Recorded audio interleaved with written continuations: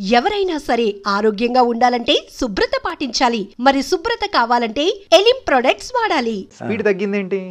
అంటే స్పీడ్ ఏం తగ్గలేదు. స్పీడ్ తగ్గడం అంటే బ్రేక్ అనేది పడింది లేదని కాదు. అంటే ఆ బ్రేక్ నాకే కాదు, పెద్ద పెద్దలు కూడా పడతాయి. అమితాబ్ బచ్చన్ కూడా పడింది, చిరంజీవి గారు కూడా పడింది. ఈ బ్రేక్ ఒకసారి ఇంపార్టెంట్ మనకు లైఫ్లో. భగవంతుడు ఈ బ్రేక్ ఇచ్చాడంటే ఏదో మనకు ఏదో మంచి జరగబోతుంది అని అనుకుంటా నేను. ఆ బ్రేక్ పడడం కూడా ఇంకో కారణం ఏంటంటే, ఇప్పుడు మనం చేసిన హీరోలు ఎవరైతే అల్లు అర్జున్ గారు ఉన్నారు, చరణ్ గారు ఉన్నారు, జూనియర్ ఎన్టీఆర్ గారు ఉన్నారు, వాళ్ళతోటి మనం మొదలైంది సినిమాలు. ఆది, అలాగే మన బన్నీ కానీ, మన అల్లు అర్జున్ గారితో, ప్రభాస్ గారితో యోగి, అవన్నీ. అయితే మన హీరోలు, అది చాలా గర్వకారణం విషయం చెప్పాలి. ఏంటంటే మన హీరోలు ఒక రీజనల్ హీరో ఈరోజు ఇంటర్నేషనల్ హీరోలు అయిపోయారు. సో వాళ్ళ మార్కెట్ పెరిగింది. వాళ్ళు తెలుగు అనే ఇండస్ట్రీ నుంచి బయటికి వెళ్ళి ఇంటర్నేషనల్గా ఇప్పుడు వాళ్ళ గుర్తింపు పొందారు. అంటే వాళ్ళకి అంత క్రేజ్ వచ్చింది. సో ఆటోమేటిక్లీ ఏమైపోయిందంటే, దాని కారణంగా స్పాన్ వాళ్ళది పెరిగింది.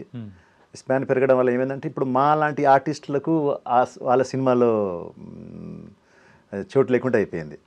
పాన్ ఇండియా అయ్యే వరకు ఏమైందంటే, కొందరిని తమిళ్ నుంచి, కొందరిని మలయాళం నుంచి, హిందీ నుంచి, అలా అంటే ప్రతి స్టేట్ని కవర్ చేయాలి కదా అని డైరెక్టర్స్ ఏం చేస్తున్నారంటే, అక్కడక్కడ నుంచి కొందరిని పిక్ చేసుకొని, మా క్యారెక్టర్ ఇప్పుడు తమిళ్ కానీ మలయాళంలో కానీ మంచి యాక్టర్స్, పెద్ద యాక్టర్స్ వాళ్ళంతా చేస్తున్నారు.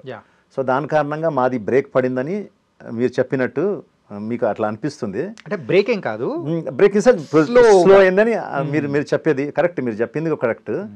ఎందుకంటే అప్పుడు వీళ్ళతోటి సినిమాలు చేసేవాడిని కాబట్టి కంటిన్యూస్గా రిలీజింగ్లో ఉండేది, బ్యాక్ టు బ్యాక్.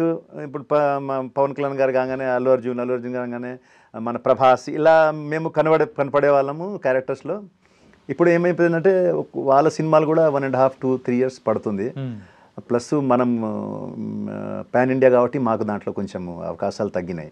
అయితే మాకు ఏమైందంటే, మాకు ఇంకో ప్లాట్ఫామ్ ఓపెన్ అయిందంటే, వెబ్ సిరీస్లు, వెబ్ మూవీలు, చిన్న సినిమాలు, బడ్జెట్. ఎందుకంటే ఈ హీరోలది ఇప్పుడు ప్రభాస్ కానీ, అల్లు అర్జున్ కానీ, చరణ్ కానీ, మన జూనియర్ ఎన్టీఆర్ కానీ, వీళ్ళదంతా ఇప్పుడు 500,000 crores బడ్జెట్లో వెళ్ళిపోతున్నాయి.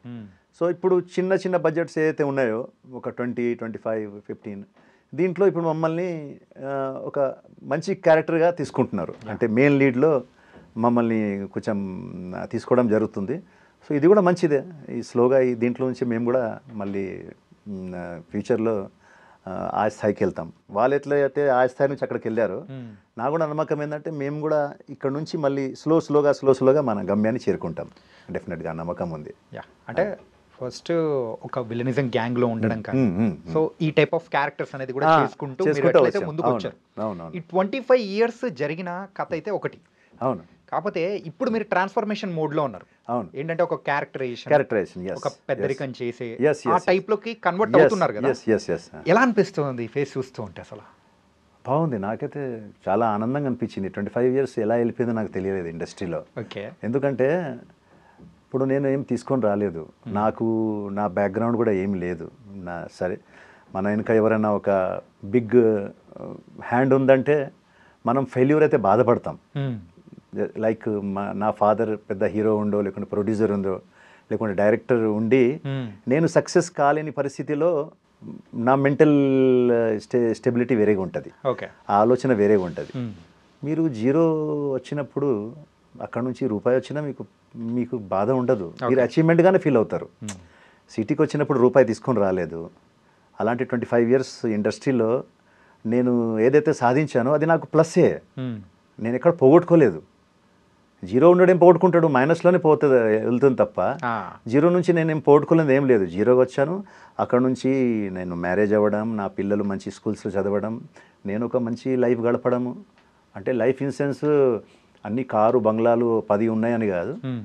నేను నాకు ఒక ఫ్లాట్ ఉంది, సొంత ఫ్లాట్ ఉంది, నాకు ఒక కారు ఉంది, నా మంచి ఫ్యామిలీ ఉంది, నాకు 2 పిల్లలు ఉన్నారు, వాళ్ళు మంచి ఎడ్యుకేషన్, వాళ్ళు చదువుతున్నారు. నాకు మా వైఫ్తో ఉన్న రిలేషన్, బ్యూటిఫుల్ రిలేషన్ ఉంది. నాతో పాటు మా అమ్మ ఉంటుంది, నా తమ్ముడు నాకు చాలా ప్రాణంగా ఉంటాడు. ఇంకేం కావాలి? ఇంకా మనకు అంటే ఓన్లీ డబ్బులే కాదు కదా, Yeah. ఇవన్నీ కూడా మనకు సంతోషాన్ని ఇస్తుంది, మన ఆనందాన్ని ఇస్తుంది. సో ఇవన్నీ నాకు ఉన్నాయి భగవంతుడి దయ వల్ల. సో నేను ఇప్పుడు కూడా ఈ ఇండస్ట్రీలో 25 ఇయర్స్ నేను ఏదో పోగొట్టుకున్నాను, లేకుంటే నాకు ఇంకా నేను ఏ స్థాయికి వెళ్ళాలి ఆ స్థాయికి వెళ్ళలేదు అని ఎప్పుడు ఫీల్ కాలే. ఎందుకంటే నేను జీరో నుంచి వచ్చాను కాబట్టి నాకు 1, 2, 3, 4 ఏం దొరికినా నాకు అది ప్లస్ కిందికే వస్తుంది. రైట్. సో నేను ఐఎమ్ వెరీ మచ్ హ్యాపీ. ఏ దొరికినా కూడా నేను ఫుల్ ఎంజాయ్గా చేస్తాను, ఎక్కడో నవ్వుకుంటా మంచిగా అంతతో సరదాగా ఉండి. షూటింగ్స్ ఉన్న టైంలో ఏ కొత్త ఆర్టిస్ట్ ఉన్నా వాడు ఈరోజు వచ్చినా వాడు నిన్నటి నుంచి ఉన్నా ఎన్నో సంవత్సరం నుంచి వాళ్ళందరితో కలిసిపోతా, వాళ్ళందరితో సరదాగా ఉంటా, ఎంజాయ్ చేస్తా. ఆ ఒక మూమెంట్ని నా మూమెంట్ని నేను ఎంజాయ్ చేయాలనుకుంటా అంతే. దాని వెనుక మళ్ళీ ఇది కావాలి అది కావాలని ఉండదు, ఏమొచ్చినా దాంట్లో సంతోషంగా ఉంటా. అదే మీరు ఇండస్ట్రీకి రావడానికి ద ఫస్ట్ మూవీ బద్రి. అంటే పవన్ కళ్యాణ్ గారు మిమ్మల్ని ఇలా ఇండస్ట్రీలోకి తీసుకురావడానికి ఆ పరిచయం కానీ, అంటే పూరి జగన్నాథ్ గారితో తర్వాత పరిచయం చేయించడం కానీ, మీరు అక్కడి నుంచి మీ జర్నీ అనేది మొదలు పెట్టడం అసలు ఎలా? అసలు అంటే పవన్ కళ్యాణ్ గారు నా దగ్గర అంటే తమ్ముడు షూటింగ్ జరుగుతుంది బిహెచ్ఏలో, అక్కడ పవన్ కళ్యాణ్ గారి ఫస్ట్ టైం నేను కలవడం జరిగింది. ఆయన కూడా అసలు ఆ టైంలో చాలా రిజర్వ్గా ఉండేవాళ్ళు. ఇప్పుడు రిజర్వ్గా ఉంటారు, అప్పుడు ఇంకా రిజర్వ్గా ఉండేవాళ్ళు. పేపర్ చదువుకుంటూ సోలోగా కార్నర్లో కూర్చొని అట్లా ఉండేవారు. నేను తక్షణని మా ఫ్రెండ్ చాలా భయపడుకుంటూ వెళ్ళాం. అంటే కొంచెం భయం ఉంటుంది, రెస్పాన్స్ ఎలా వస్తుందని చెప్పేసి. సో ఆయన దగ్గరికి వెళ్ళి, సార్ మీతో మాట్లాడాలనుకుంటున్నామంటే ఇలా పేపర్ ఇట్లా తీశారు, ఎవరు మీరు అన్నాడు. సార్ నా పేరు ఆనంద్ సార్, ఇతని పేరు తక్షణ అని చెప్పాము. ఓకే ఓకే ఓకే అని తర్వాత మీరేం చేశారు ఇంతకుముందు అని అడిగారు. అంటే మేము అడగడం ఏంటంటే, సార్ మాకు ఏదైనా మంచి నెక్స్ట్ కొంచెం ఎంకరేజ్మెంట్ ఇవ్వండి సార్, మీలాంటి హీరోస్ చెయ్యి మా మీద ఉంటే బాగుంటుంది సార్, ఎందుకంటే మాకు ఎవరు లేరు బ్యాక్ సపోర్ట్గా అని చెప్పా. మీరేం చేశారని అడిగాడు. అయితే అప్పటికి మేము మా ఒక చిన్న అచీవ్మెంట్ ఏముందంటే, మేమిద్దరము ఇక్కడ ఇమ్రాన్ ఖాన్ అని చాలా పెద్ద కొరియోగ్రాఫర్ ఉండేవారు, ఆయన ఫ్యాషన్ కొరియోగ్రాఫర్. అయితే ఆల్రెడీ మోడల్ మేము ఇద్దరం. ప్లస్ మంచి మంచి హోటల్స్లో, స్టార్ హోటల్స్లో అక్కడ ఇక్కడ మేము షోస్ ఇస్తున్నాం. ప్లస్ అవి పేపర్స్లో పడుతున్నాయి ఫొటోస్ అవన్నీ. సో పవన్ కళ్యాణ్ గారికి ఇమ్రాన్ ఖాన్ అంటే తెలుసు. Is a very famous fashion photographer, fashion choreographer ఇక్కడ హైదరాబాద్లో. ప్లస్ అతను ఒక మోడలింగ్ ఇన్స్టిట్యూట్ రన్ చేస్తాడు, దాని నుంచి చాలామంది మోడల్స్ మన హైదరాబాద్లో చేస్తున్నారని ఆయనకు తెలుసు. ఆ నాలెడ్జ్ ఆయనకు ఉంది, అన్ని నాలెడ్జ్ ఉంటుంది ఆయన దగ్గర. ఎక్కువ బుక్స్ చదువుతారు, పేపర్ అవన్నీ చదువుతారు కాబట్టి ఆ నాలెడ్జ్ అంతా ఆయనకు బాగా ఉంటుంది. ఆధ్యాత్మికంగా అన్నీ కూడా ఆయనకు బాగా నాలెడ్జ్ ఉంది. సో అది చూడంగానే ఆయన, ఓహోహో అక్కడ చేశారా మీరు అని అడిగారు. ఇప్పుడు చేస్తున్నారని అడిగాడు. సార్ చేస్తున్నానని అన్నాను. అతను ఇంకో ఫ్రెండ్ తక్షణ, అతను పొట్టి శ్రీరాములు కాలేజ్లో అతను నాటకాలు అవన్నీ కూడా చేస్తున్నాడు. సో అతను కూడా అది కూడా ఆయనకు బాగా ఇంట్రెస్ట్, అన్ని నాలెడ్జ్ ఉంది కాబట్టి. సో అతనికి వీళ్ళని నేను పుష్ చేయొచ్చు అనుకున్నాడు. అంటే ఆయన కూడా ఒకటి కొంచెం దొరికింది, వీళ్ళకు కొంచెం మీడియా పరంగా దీని పరంగా నాలెడ్జ్ ఉంది కాబట్టి పుష్ చేయొచ్చు అని. ఆయన ఏం చేశారంటే, మీ ఫొటోస్ 2 ఇవ్వండి, రేపు మీ రెజ్యూమ్ ఏదైతే మీరు చేశారో అది ఇవ్వండి అన్నారు. నెక్స్ట్ డే మేము వెళ్ళి ఫొటోస్ ఇవ్వడము, మేము ఏదైతే చేసామో మోడలింగ్లో అవన్నీ ఇచ్చాము. 2-3 మంత్స్ అయింది, ఇంకా మాకు ఎలాంటి రెస్పాన్స్ లేదు. తర్వాత ఒకరోజు ఒక ఆఫీస్ నుంచి కాల్ వచ్చి, మిమ్మల్ని రమ్మంటున్నారంటే మాకు అసలు జీరో, అసలు ఎవరు రమ్మంటున్నారు ఏంది. అది త్రివిక్రమ్ గారని ఇంతకుముందు ప్రొడ్యూసర్ గారు ఉండే ఆయన, త్రివిక్రమ్ గారు ప్రొడ్యూసర్ గారు ఉండే ఆయన సినిమా, ఆయననే ఆయనకు ఈ బద్రి సినిమాకు ప్రొడ్యూసర్గా ఉన్నారు. సో త్రివిక్రమ్ గారు ఆఫీస్ నుంచి కాల్ చేస్తుంటే మాకేం అర్థం కాలే. సరే ఏదైతే మేము ఆ అడ్రస్ని పట్టుకొని వెళ్ళాము. అక్కడికి వెళ్ళిన తర్వాత ఆఫీస్ బాయ్ వచ్చాడు, పైకి తీసుకెళ్ళాడు. ఒక పర్సన్ ఆపోజిట్లో కూర్చొని ఉన్నాడు. మీకు మీ క్యారెక్టర్స్ ఇలా ఇలా అని ఎక్స్ప్లెయిన్ చేశాడు. ఆ క్యారెక్టర్ అంటే చెప్పిన వాళ్ళు ఎవరు? అదే చెప్తున్నా, వినండి. చాలాసార్లు చెప్పాను మీకు వేరే ఇంటర్వ్యూస్లో కూడా. ఇలా ఇలా మీరు ప్రకాష్ రాజ్ గారితో ఉంటారు, ఇలా కోర్టులో ఉంటారు, కోట్ ప్యాంట్ వేసుకుని ఉంటారు, ఆయనకు హెంచ్ మ్యాన్స్ లాగా అని అన్నారు. సార్ అది మామూలుగా ఆర్టిస్ట్కి ఉంటుందిగా. సార్ ఏమైనా డైలాగ్స్ ఉన్నాయా సార్ అని అడిగాం ఇద్దరం. సార్ ఏమైనా డైలాగ్స్ ఉంటుందా సార్ సినిమా అంతలో అని అడిగాం.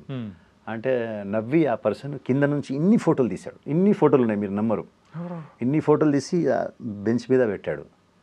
పెట్టేసి ఇన్ని ఫోటోలలో మీరు నాకు నేను ఎవరో మీకు తెలుసా అన్నాడు. సార్ తెలియదు సార్ అన్న. మీరు నాకు ఎవరో తెలియదు, కానీ ఇన్ని ఫొటోస్ నుంచి మీ ఇద్దరిని నేను ఎందుకు పిలవడం జరిగింది అన్నాడు.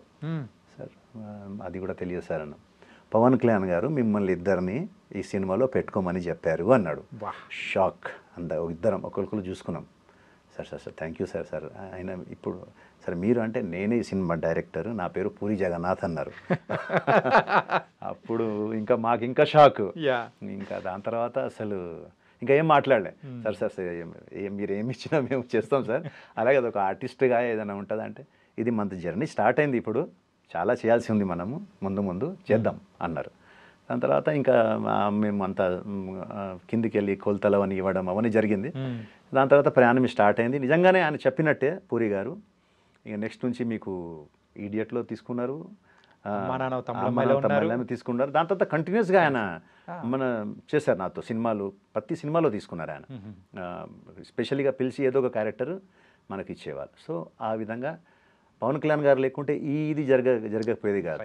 సరే ఇది చేసామని దీని తర్వాత మేము తిరగడం మొదలుపెట్టాం. కొంచెం రికగ్నిషన్ వచ్చింది కదా అని ఇంకా ఆది ఓపెనింగ్ అయింది రామారెడ్డి స్టూడియోలో. అక్కడికి వెళ్ళడం, అక్కడ కలవడము, అక్కడ ఫొటోస్ ఇవ్వడము, వినయ్ గారికి నచ్చడము. ఆయన ఆది సినిమాలు మమ్మల్ని జూనియర్ ఎన్టీఆర్ గారి అన్నల్లాగా తీసుకోవడము, అది మంచి క్యారెక్టర్స్, మేము జైల్లో ఉంటాము. సో ఇలా సినిమా ప్రయాణం మొదలైంది. ఇక అక్కడ నుంచి ఇంకా అందరితో పెద్ద పెద్ద డైరెక్టర్స్ అందరితో చేశాము. రాజమౌళి గారితో చేశాను 3-4 సినిమాలు. సో ఆ అదృష్టం అయితే మాకుంది. ఇప్పుడు ఉన్న ఆర్టిస్ట్కు ఆ అదృష్టం ఉంటుందో లేదో తెలియదు, ఎందుకంటే రాజమౌళి గారు ఇప్పుడు సినిమాలు మనోళ్ళు చేయాలంటే నాకు తెలిసిన వరకు ఇట్స్ వెరీ హార్డ్. మాలాంటి యాక్టర్స్ అంటే ఇంకా పెద్ద యాక్టర్స్ గురించి నేను మాట్లాడలేను, కానీ మనలాంటి కొంచెం ఉన్న యాక్టర్స్కి ఇప్పుడు రాజమౌళి గారి సినిమా చేయడం చాలా కష్టం ఉంటుంది. ఆయన రోజు రోజుకి బౌండరీస్ దాటేస్తున్నారు ఆయన.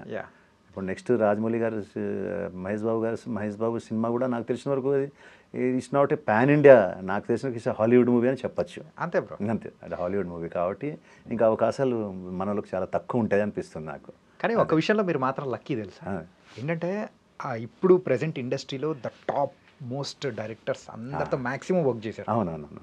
కానీ అది వింటూ ఉన్నా కానీ వావ్ అనిపించేస్తుంది. అదే నేను చెప్పాను కదా మీకు, నాకు ఎలాంటి ఫిల్మ్ ఇండస్ట్రీలో ఉన్నందుకు నేను గర్వపడతా.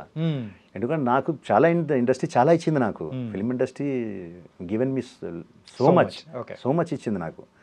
నేను ఇప్పుడు నాకు అది రాలేదు ఇది రాలేదు బాధపడడం, అదే యాక్చువల్గా అలా బాధపడితే నిజంగా నేను రాంగ్ అవుతా. నేను వెరీ మచ్ హ్యాపీ, ఇంతవరకు వచ్చాను. దేవుడి దేవాల ఇంకా ముందు కూడా వెళ్తాము నో డౌట్గా. ఎందుకంటే టైం అనేది ఒకటి మనకు ఏం చెప్పి రాదు, చెప్పకుండానే అన్ని ఇచ్చేస్తూ ఉంటుంది సమయం. మనం కష్టపడుతూ ఉండాలి. సో కష్టపడుతున్నాం, డెఫినెట్గా మంచి అవకాశాలు ముందు ముందు ఉన్నాయి మనకు. అది అన్నా, ఇది మీరు ఇందాక చెప్పారు ఆది మూవీలో కూడా గ్యాంగ్ మొత్తం ఉన్నారు, ఒక 4-5 మెంబర్స్ వాళ్ళందరూ కూడా ఉన్నారు. అందులో ఫిష్ వెంకట్ గారు కూడా ఉన్నారు.